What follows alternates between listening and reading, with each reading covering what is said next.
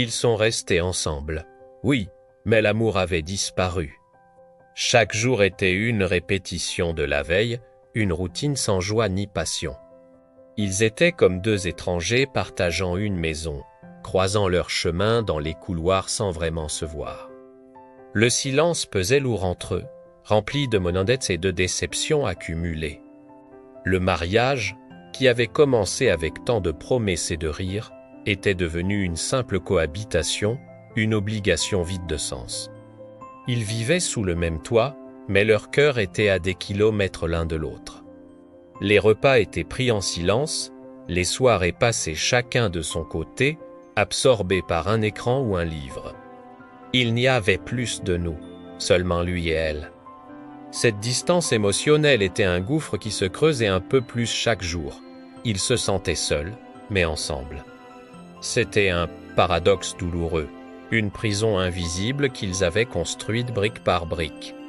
L'espoir semblait s'être évanoui, laissant place à une résignation amère. Un soir, dans un moment de désespoir total, elle s'est effondrée en larmes. Elle a crié à Dieu, lui demandant pourquoi. Pourquoi cette solitude? Pourquoi ce vide?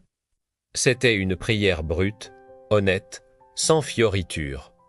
Un cri du cœur qui disait « Seigneur, si tu es là, s'il te plaît, fais quelque chose. » Je n'en peux plus, elle a tout déversé, sa douleur, sa colère, son sentiment d'abandon.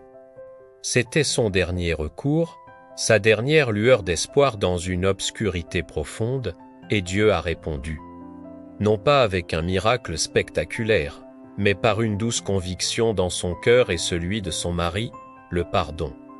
Ils ont commencé à parler, vraiment parler, pour la première fois depuis des années. Ils ont pardonné les blessures, les silences, les attentes déçues. Lentement, timidement, la flamme a commencé à se rallumer.